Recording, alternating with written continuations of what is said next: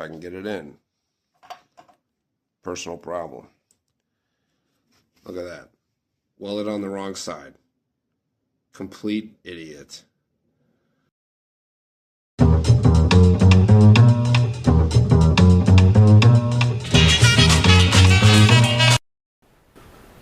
What up, fools? It's your guy, Smoke Guy.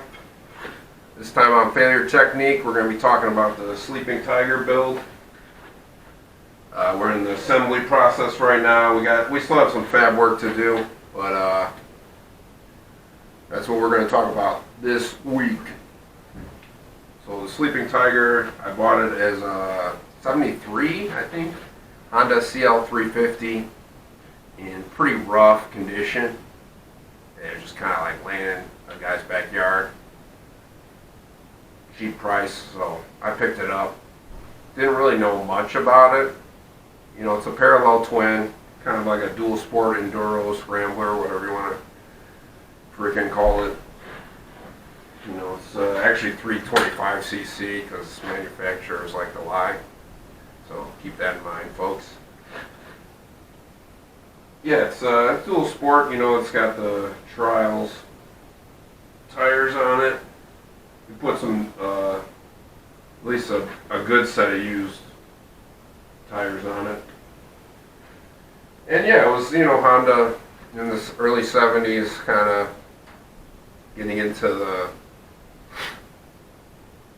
almost like, I guess it, you know, there's like adventure bikes are the rage right now. You know, everyone wants an adventure bike. It's, you know, if you're my age, I guess, middle-aged man, that's kind of the jam. You know, BMW, what is it, 1200 GS, and Aprilia, and all that stuff. That's kind of the hot shit right now. This is kind of like the early predecessor to all that. You know, they didn't really have adventure bikes in the 70s, so this is something you could ride on the street and go off on dirt, trails, whatever you want, you know, go on your little motorcycle adventure. So I thought it was a cool little bike. Didn't really know much of the history of it, but it turns out in the 70s, Honda made like a custom, almost like a tin set, I guess, like a tank and side covers for these bikes. They call it a Flying Dragon. And what they did was they hydro dipped the tank and the side covers. And you know, each one is different when you do hydro. If you don't know anything about hydro dipping, it's basically like a film that you lay in like a tank of hot water, and you kind of base coat your part, and then you dip the part with the film laying on the surface, and the film actually, like, it's like a wrap, but it adheres to the part. And sometimes it turns out nice. Sometimes it's kind of it's a learning process, that's for sure. I screwed up the tank, so we're gonna have to redo that. But yeah, so they did that. But with the hydro film, it's, you know, the way it's not like a precise process. So each part ends up being a little bit different than the next. So it's kind of a unique process. And I don't even know how many they made, but very little they made. It's kind of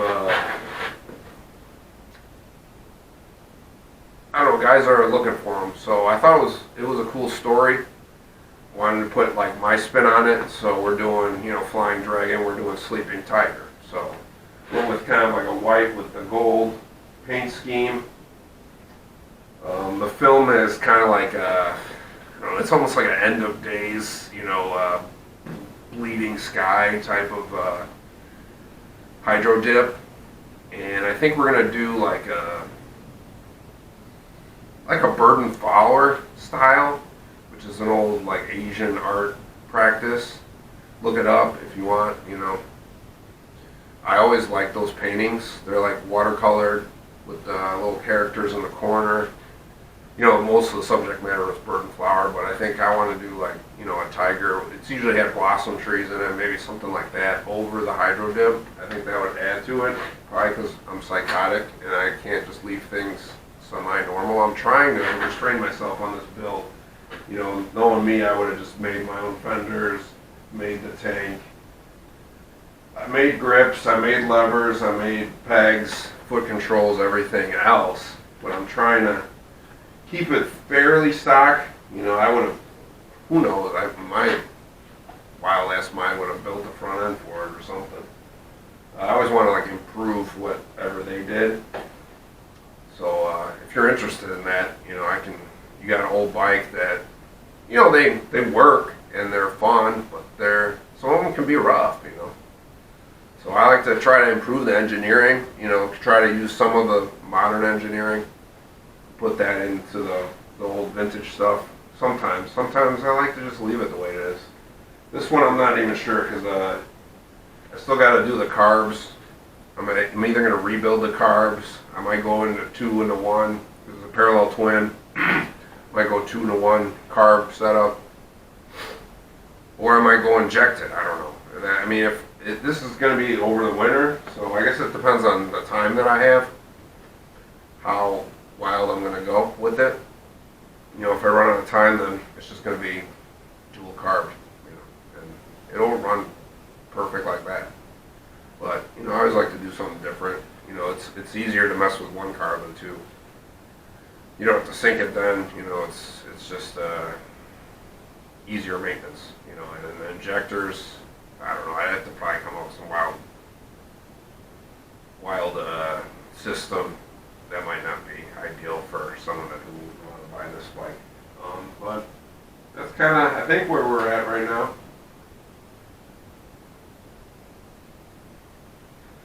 So today we're going to show you a little bit of the build process. Whenever I videotaped, I probably missed a lot of it. I missed the whole teardown, but the bike was, you know, half tore down anyway. So pulled everything apart, painted obviously, cleaned up some stuff. There's still polishing needing. Like I said, I got to redo the tank.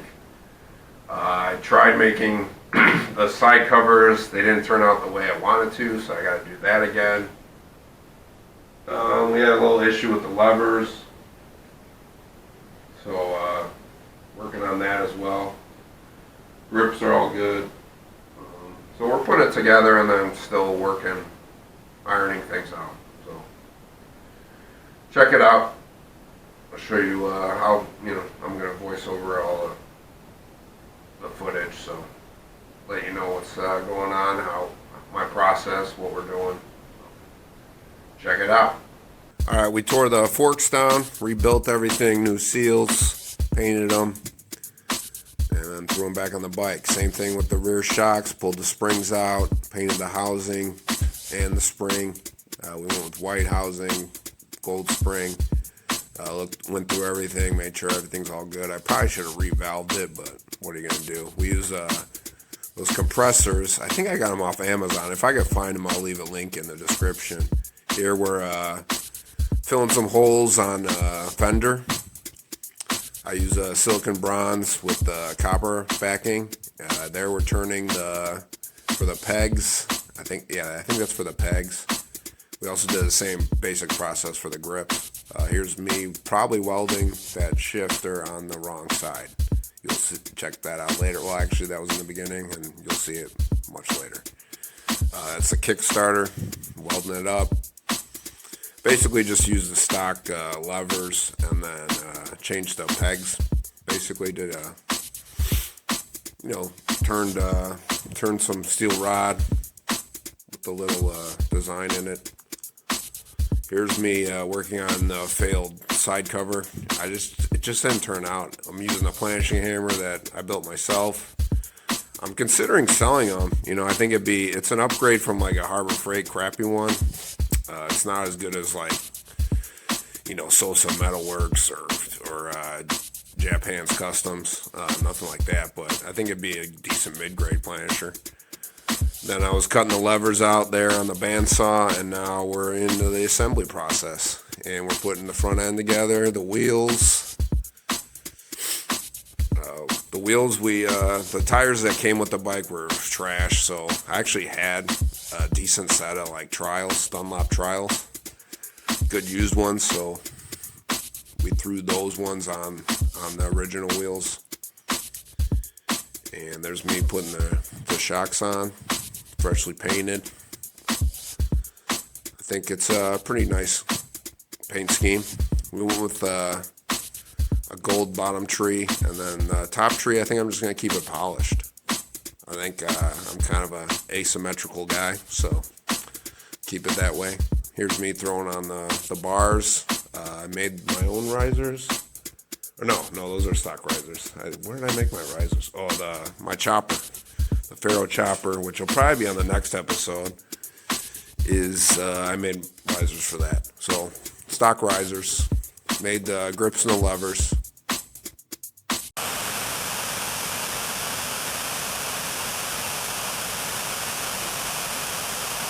Get a grip.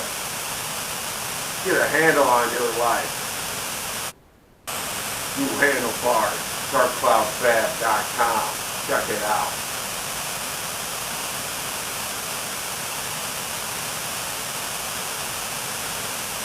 This is what we got on the fucking heater every time it kicks on. All right, we're going to try this again. Sleeping Tiger, this is where we got tonight. I got the wheels on.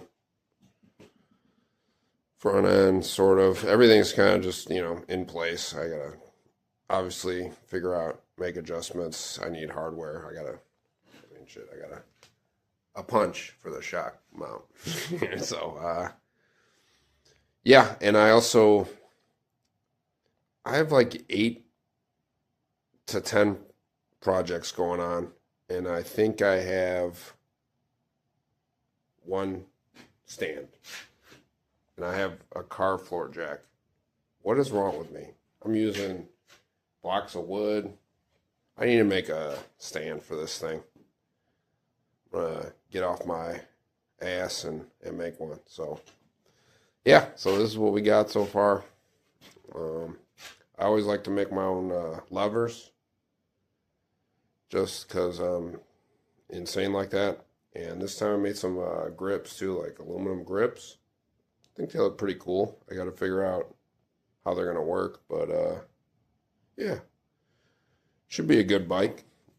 We're not getting, this isn't a show bike, so we're not getting crazy with it.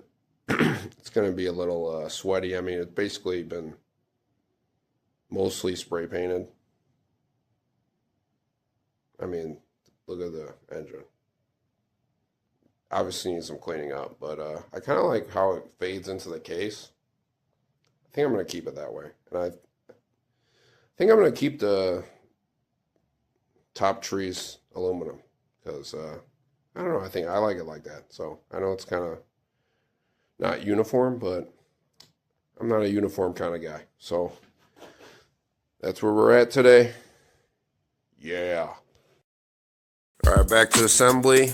This time, I made the little, kind of like a dirt bike stand out of some metal that was lying around. Man, it turned out all right.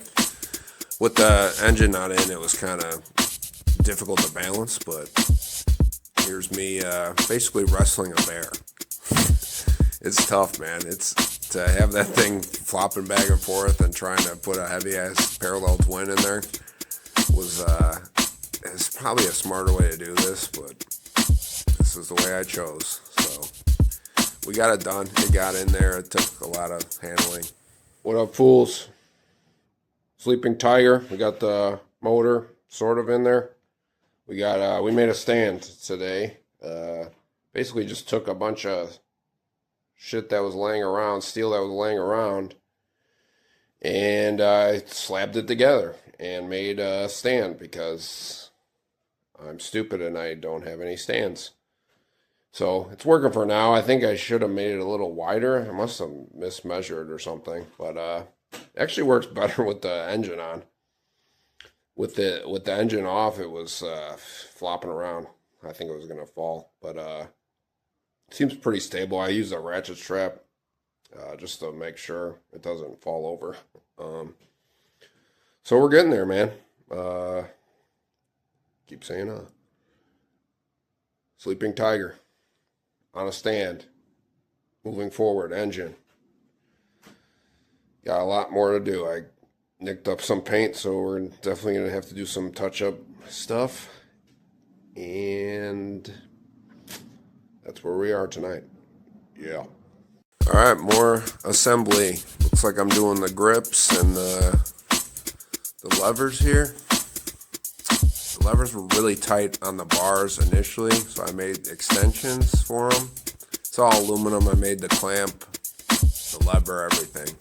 So it's all made in-house, and they're just way too far out now. So I had to basically cut them in half, and now I'm back in the mock-up stage for that. So we'll see that on a future episode. And now I'm putting the engine mounting bolts in, and I'm distracted by, this is why you don't put a TV in your garage, because you spend a lot of time just watching TV and not working on stuff, which is kind of stupid, but I like to have some sound. So back on the Sleeping Tiger, got the brake levers, clutch lever, and I had them like way too tight to the bars, so I made an extension, and I definitely made it way too freaking long. It's insane. So I'm gonna have to split the difference, cut them in half, see how it looks. Obviously it'll get all cleaned up and beautified, but you know, sometimes you go too far the other way. So that's where we're at. Looks super crazy. It'll look a lot better when I fix it. So that's it. Yep. Sleeping Tiger build. And I'm a fool. I always say, what up, fools? But I'm a fool as well. I made some foot pegs and a gear shift. Basically, I just took the stock gear shift, cut it off, turned I think a steel rod, made a little design on it, welded it to the stock rod, and it's supposed to be facing out, but that's not the way it goes. It goes this way. If I can get it in. Personal problem. Look at that. Welded on the wrong side. Complete idiot.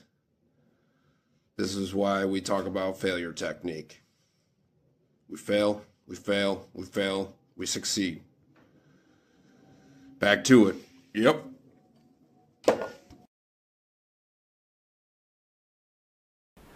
Alright, that was it for this week.